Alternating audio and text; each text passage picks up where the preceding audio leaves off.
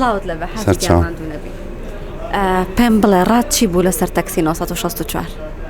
والله ئوسلوبێکی شیرینە.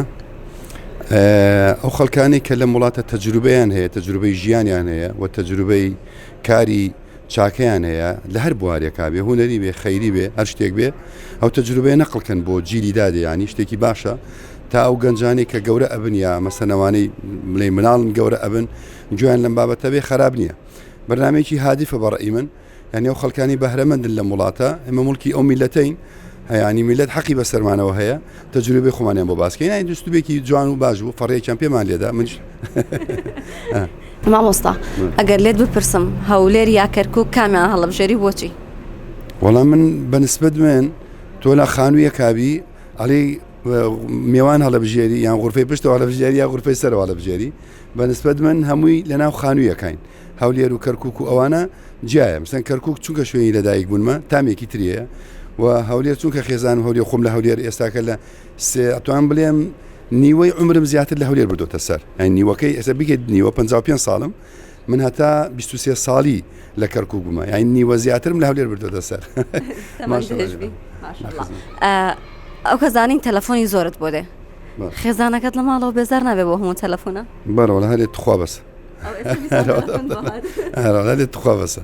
ئەیژ زانێ کاری خێرە چی بکەی، ینی تازە قەدەرەکەمان وایە خی گەورە ئەو توانای پێبەخشیون کە لە خزمەتی خەڵکابین، ینی گوناحبارە بین ئەگەر بەکاری نێنین بن خۆمە، ینی ناوێرم جواب تەلەفۆنێک نەدەم، لێم لەوانێ بەو تەلەفۆنە دڵی کەسێ خۆشکەی مشکلی کەسێ چارە سەرکەی لەبەرەوە، ینی تەلەفۆنەکەش وەسیلەیەکە هیلاکە بین، بەڵامی تر باشتیش ئاسان نییە. لە کارە خێرخوازەکان تا چەند پشگیرتە خێزانەکەت؟ واللهی زۆر ئەسڵەن ئەگەر ئەو نەبایە من بەڕاستی نامەتوانی، ینی ئەو ینی ئەتوانم بڵێم کاروباری مناڵەکان، گەورەبوونی مناڵەکان، پەروەردەیان، خوێندنیان بێخەمی من لە مناڵەکانە ئەو بوو، ینی ئەو سێ بەشی ژیانمی چۆنەڵی تەمین کرد، ئەو جاتوانیم خۆم تەفەڕوخ بۆم کارە خێر. باشتری مناڵەکانت کرد چەند مناڵەت هەیە؟ 2 کوڕ و 2 کچمانەیە. تەمەند درێژ من ئینشەڵڵا کامیان ڕێگەی تۆیان گرتووە خەریکی چین ئەوان؟ والله لا الحمدلله لە ڕووی ئەدەب و لە ڕووی عاقلی و الحەمدلله زۆر لێیان ڕازیم، بەڵام هەریەکە و شتێکن مامۆستایە و ڕێزدار محامیە و ژیان جوان ناو بازاری شەکە محەممەدشم تاسە شەشی تاوا کردووە، بەس تەمەنا ئەەکەم ینی ئینشاڵڵا ئەوانیش لە ڕێچکی خۆیان خزمەت بکەن، مەرجیش نیە، ینی هەموو مناڵێک وەکو باوک دەرچێ لەو خزمەتی کایکە. تەمەند درێژ بن ئینشاڵڵا حاجی بە هیوای تەمەند درێژی بۆ تۆ تەندروست باش بی، بەڵام ئەگەر بڵێم وەسێتێک بکە بۆ منداڵەکانت، وەسێتی تۆ چییە بێ بۆ مناڵەکانت؟ واللهی من هەر پێشیان وتووە، ینی بەس ئەوەندەیان پێڵێم لە بەهەشت لێمدا نەبڕێن، هەر ئەوەندەیە. ئینشەڵڵا هەمووتان تەمەند درێژە بن و تەندروست باشە بن لە کۆتای ئینشەڵڵا.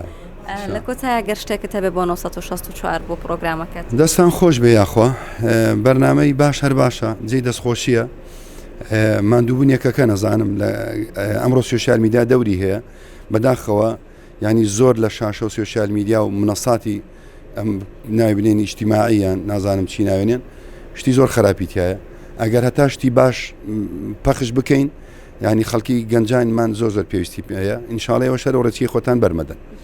سپاسانەکەم، مەمنون.